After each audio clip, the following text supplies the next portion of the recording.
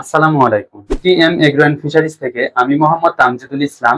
বর্তমান বেশ কিছু সমস্যা নিয়ে আলোচনা করব আজকের ভিডিওতে। যেমন মাছ হঠাৎ করে মারা যাচ্ছে, মাছ কেন মারা যাচ্ছে চাষিরা বুঝে উঠতে পারছে না। মাছের গায়ে বিভিন্ন ধরনের দাগ হচ্ছে, বিভিন্ন ধরনের ক্ষত হচ্ছে, মাছের মুখ সহ চোখের যে জায়গাগুলো আছে এই অংশগুলোতে লাল লাল দাগ হয়ে যাচ্ছে। তো আসলে এই সমস্যার সমাধান কি হতে পারে, হঠাৎ করে এমন কেন হচ্ছে? বর্তমান সময়ে আপনারা দেখতে পাচ্ছেন তাপমাত্রা খুব প্রচন্ড ওঠানামা করছে, হঠাৎ করে ঠান্ডা পড়ছে, হঠাৎ করে গরম পড়ছে। এই সময়টাই এরকম সমস্যা হয়ে থাকে। তো এই সমস্যার বেস্ট সমাধান হচ্ছে আপনার পুকুরে অবশ্যই এয়ারেশন সিস্টেম থাকতে হবে। এয়ারেশন সিস্টেম থাকলে আপনার পুকুরের প্রায় 80% থেকে 90% সমস্যা ইনশাআল্লাহ সমাধান হয়ে যায়। যাদের পুকুরে এয়ারেটর নাই অথবা আছে তাদের পুকুরেও সমস্যাগুলো দেখা দিচ্ছে। হঠাৎ করে শীতের শেষ সময় চলে এসেছে, গরম শুরু হচ্ছে, তাপমাত্রা বাড়ার কারণে পানির তাপমাত্রাও বেড়ে যাচ্ছে। এ সময় পরজীবীর বিভিন্ন আক্রমণ হচ্ছে এবং বিভিন্ন ধরনের রোগ, জীবাণু, ব্যাকটেরিয়া, ফাঙ্গাস জনিত সমস্যা আপনাদের পুকুরে দেখা দিচ্ছে। মাছ মারা যাচ্ছে, কিভাবে মারা যাচ্ছে আপনারা বুঝছেন না।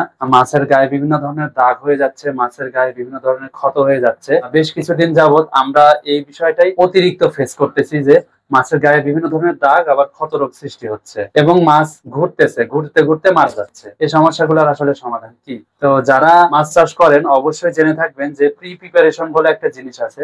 আপনারা যদি পুকুর প্রস্তুতির সময় সুন্দর করে প্রস্তুত করেন এবং পরবর্তী থেকে প্রতি মাসে অথবা ইনটেনসিটি অনুযায়ী প্রতি 15 দিন পর পর অথবা 1 মাস পর পর আপনারা বেশ কিছু সাপ্লিমেন্ট ব্যবহার করেন, তাহলে অবশ্যই এই সমস্যাগুলো ইনশাল্লাহ হয় না।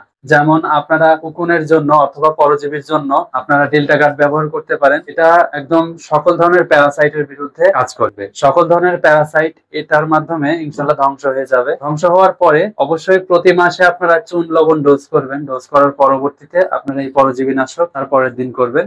এর পরবর্তীতে আপনারা প্লাস অর্থাৎ জীবাণুনাশক করতে পারেন। জীবাণুনাশক করলে কি হবে, আপনার পুকুরে যত রকমের ব্যাকটেরিয়াল বা ফাঙ্গাল যে সমস্যাগুলো হতো মাছের, এই সমস্যাগুলো ইনশাল্লাহ 99% সমাধান হয়ে যাবে।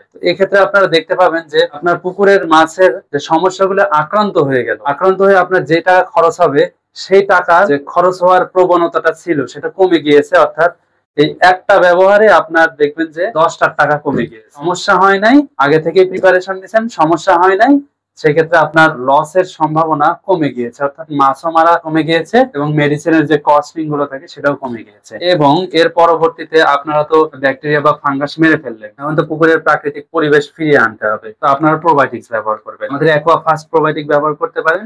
এই অ্যাকোয়া ফাস্ট প্রোবায়োটিক ব্যবহারে আপনার পুকুরের সার্বিক অবস্থা ঠিকই চলে আসবে। আপনারা যে পুকুরে খাবার দেন, এই খাবারের সম্পূর্ণ যে পরিমাণ খাবার মাছ খায় এমনটাও না, কিছু পরিমাণ ওয়েস্ট হয় এবং মাছ যে পটি করে সে পটিটাও তো তলানি হিসাবে জমা হচ্ছে। বিভিন্ন ধরনের অণুজীব, বিভিন্ন ধরনের শ্যাওলা, বিভিন্ন ধরনের জুপ্লাঙ্কটন, এগুলো অতিরিক্ত গরমে মারা যাচ্ছে, মারা যায় সেগুলো তলানিতে জমা হচ্ছে।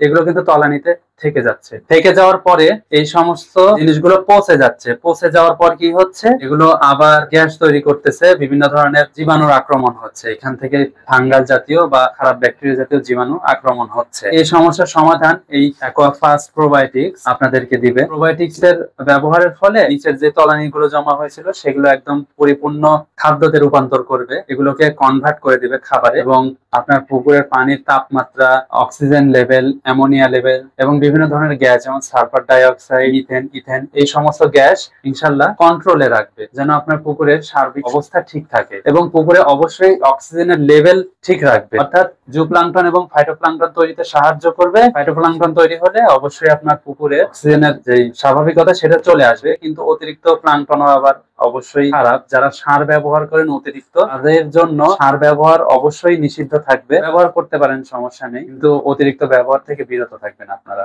সবাই ভালো থাকবেন, সুস্থ থাকবেন। আপনার মাছ চাষের সফলতা কামনা করে আজকের ভিডিও আমরা এই পর্যন্ত শেষ করছি। সবাই ভালো থাকবেন। আমাদের ভিডিও রেগুলার চোখ রাখতে অবশ্যই আমাদের ইউটিউব চ্যানেল সাবস্ক্রাইব করবেন এবং ফেসবুক পেজ ফলো রাখবেন। এক্ষেত্রে আপনার নতুন নতুন আপডেট ফলাফল পাবেন। আসসালামু আলাইকুম।